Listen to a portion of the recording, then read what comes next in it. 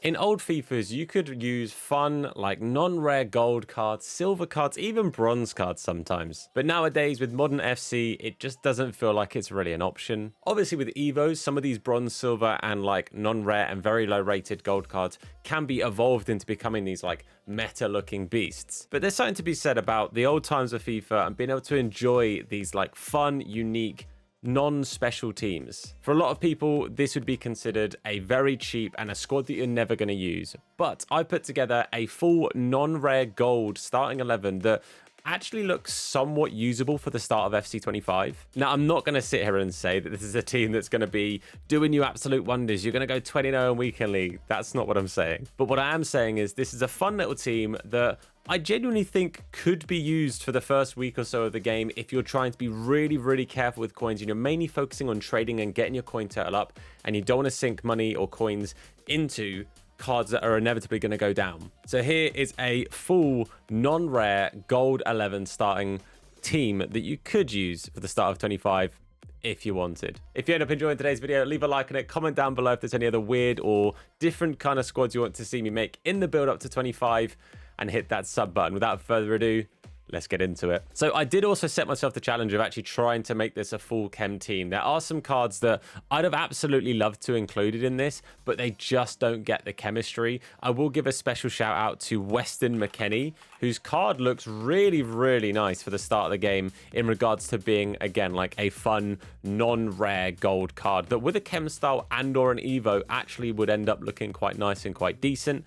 It's just a common card, but special shout out. I tried desperately to get him in and I just couldn't get him in chem wise. I also can say the same thing for Gehi, who again has a really nice starter non-rare card. So just wanted to give a little shout out to them because I tried desperately to get both those guys in. And actually, you know what? Final one, I promise, and then we'll get into the actual cards. Munoz, a card that I think is actually very viable for the start of the game as a starter card. I think with a shadow, you're looking at 90 plus pace, you're looking at 80 plus defending and 82 physicality.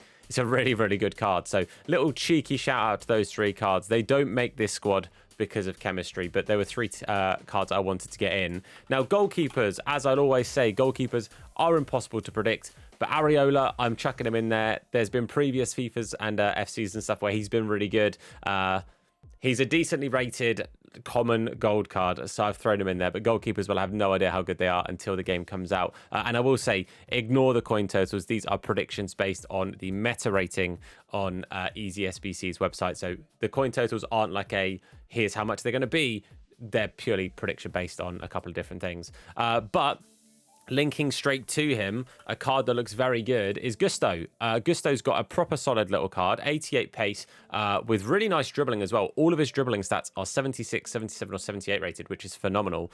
He's got great crossing, really nice short pass and curve, good vision as well. The long passing is only at 70, so it's not amazing, but it's not terrible.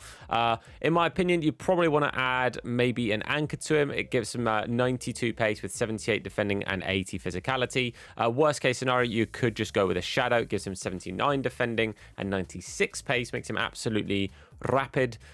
Or you could just go sentinel if you're happy with 88 pace, and again, it makes the stats look pretty nice. But honestly, for a little starter, again, bear in mind, non-rare gold, that is the limitation I've set myself with this squad. So these aren't going to be the most meta looking cards ever. This is just if you're looking to be really cheap and cheerful. Like, I think Gusto will be cheaper than 3.5k. He's got some nice links, obviously French, Chelsea have got 1,000,001 players to link to, Premier League, plenty of links there as well. So it is nice and easy, but I personally would just say he'll be on the cheaper side of things. I don't foresee many of the players in this starting 11 being much more than 1,000 coins. Some of them will be for a period of time, and I think they will drop dramatically after that period of time. But yeah, just to relay that information again. Staying in the Prem for now, and staying with a French defender, we're going with Yoro. Another pretty nice looking starter card. Pace isn't too bad. The split's a little bit low, but it's not terrible. Good defending, not bad on the physicality. Stamina, again, a touch on the low side of things, but not awful. 69 for a centre-back is not the end of the world. I would say for a centre-back, you kind of ideally want mid-60s as a minimum.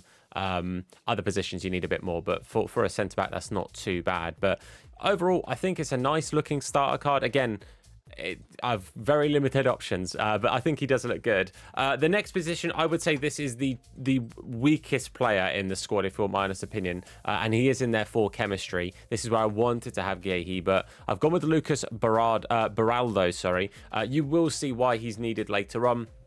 One of the best looking cards in this team needs a link from Lucas Beraldo, so he's gone in there. And again, nothing too crazy. The pace isn't too bad. The dribbling stats actually aren't that bad either. Passing's pretty good. Short passing's the main stat for me on a centre back, and the long passing's not terrible. Good defending, decent physicality. Again, ideally, I'm not saying go and put a shadow on him, because this is the chem star will be more expensive than the card at that point. But I would say if you get yourself, again, if you're being super budget and you're looking for a team that's just going to do you a job for a little while, and you get yourself like an untradeable anchor card or something, you could maybe justify that. But I wouldn't put a shadow on any of these cards, if you want my honest opinion, just because price-wise, it's not worth it. But Lucas Beraldo is the weak link in this team, and I will happily admit that. One of the strongest links in this team, however, is Carlos Augusto. Now, this guy's card looks phenomenal. 81 pace, 80 dribbling,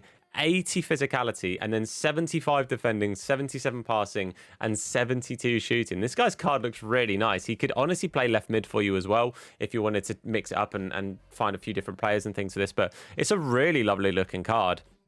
The pace split is pretty much perfect. The dribbling stats, again, everything 76 and above. Defending stats, apart from 72 heading accuracy, everything is 75 and above. And physicality is great. Great stamina, solid strength, good jumping. The passing stats are brilliant. Everything was 74 and above. He's even got some decent shooting, to be fair to him. But in all honesty, I think this is a really nice team. For those who don't know, Lombardia FC is the new Inter Milan, for those who don't know, because FC no longer have the rights to Inter or AC Milan. But yeah, really nice looking card. I think he's a solid choice. We'll go into the midfield. We'll go into the middle. I've got the team, next to me here, in case I forgot any players, in case you're wondering why I keep looking off to the side. But Kakare, or Kakaret, or however you say this man's name, decent option. I would say he's mainly in there for links, because again, we need some league and stuff, and him being French is helpful because it links to some other players. It's all pretty good. It's all pretty bougie. It's all pretty decent.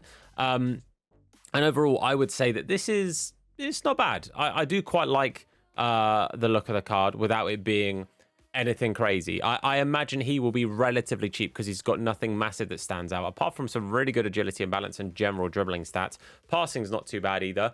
Great stamina. 90 stamina for a midfielder is also exactly what you want to see. But yeah, nothing too crazy about Kakare. He's just in there mainly for chemistry. A card that helps with chemistry, but is also a phenomenal looking card. Edison, I think he's great. This is a really nice starter card. Agility and balance is a touch low. Pace is not crazy astronomical. Everything else is decent. Obviously, the shooting is a touch low. I'll be honest with that. But again, high stamina, good physicality. Good defending stats minus heading accuracy. We won't talk about that. Long and short passing through the roof. Vision's nice and high. This guy looks really good. It's a very non-skill heavy midfield. You've got a 3-star, 3-star. We have a 3-star, 3-star. And I'll chuck the last player in there now. And this, for me, is one of the best looking non-rare starter cards. It is another 3-star, 3-star. But João Neves goes in and looks amazingly good. For a non-rare, this guy's sick.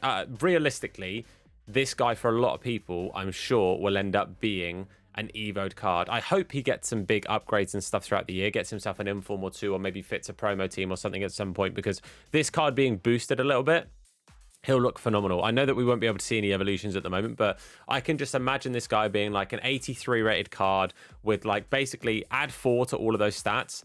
That card is looking really nice across the board. It's nearly Hooligan at that point, minus the shooting. So it's a lovely looking card. Really good dribbling. It's a shame that all three of the midfielders are 3-star, 3-star, but when you build crazy budget, you kind of have to take some allowances into things. And a 3-star, 3-star midfield trio is one of those things. But stamina, again, 90 across the board for your whole midfield. So your midfield is going to be running for the 90 minutes. Fair play to them. Good jumping, good defending stats. Again, the dribbling's lovely. Pace split's nearly perfect, and the passing's pretty nice as well. But it's a nice, creative midfield, just without being crazy, like, look at me do all my backflips and stuff. At Cam, Cunha. Now, in-game, I would swap the cam with our right forward, but Cunha looks really nice. Again, for me, a Deadeye, and it's already put it onto him. Look at this card with the Deadeye. It's a lovely 84 pace, 85 shooting, 82 passing, 83 dribbling. It's a lovely card. And again, for a non-rare card, I'd be surprised if he's much more than 1,000 for the first week. I think he'll be very, very usable. 4-star, 4-star as well is lovely. If this was a rare card, I think his price, you're looking at like maybe 4 or 5k. Because he is non-rare, I think his value will just be lower because of that. That's just how people view common cards, if I'm honest with you. But really nice card, really nice stats. The passing's great. The shooting's lovely as well, especially with that little boost. The pace is lovely. The dribbling's good, as is the physicality. It's a really nice looking card. Right striker, which is who I would then move to cam, is Pedro Neto. A card that, again, is good. With a Deadeye, it's great. The reason I would swap Cunha and Neto is just because I think Cunha's shooting is better, and then Neto's creativity, they're pretty similar in regards to the dribbling stats and passing stats. I think Neto's are slightly better, which is why, again, maybe just playing that further behind to play that role. But on the base card, 88 pace with a really nice split. Shooting's pretty good. Again, the 4 important stats are the stats that are in the green there, so you can see that they are the better of his stats. So ignore the volleys and penalties because they're not as important. But yeah, shooting stats are lovely. The passing stats are also really nice in the stats that need to be good. Minus curve a little bit, but again, that is boosted with the Deadeye. Dribbling stats are phenomenal. Minus composure, really nice. 90 agility and balance. Yes, please and thank you. Physicality is pretty solid as well. The stamina's not too bad. That's the only thing about not running him at cam is because he's got 70 stamina. For a cam, you're probably looking at probably high 70s as a minimum, in my opinion. But yeah, it's not too bad. It's not the end of the world, in my opinion. But the last player in this team, and it's the whole reason, honestly, that Yoro made the squad. I would have probably put Guehi in if it wasn't for Mallard. But Mallard's card is lovely. This is a really, really nice card. Yet again, a shadow would be incredible on her, but I do not... a hunter, sorry. I do not recommend putting a hunter on a card that's going to cost probably about 1,000 coins.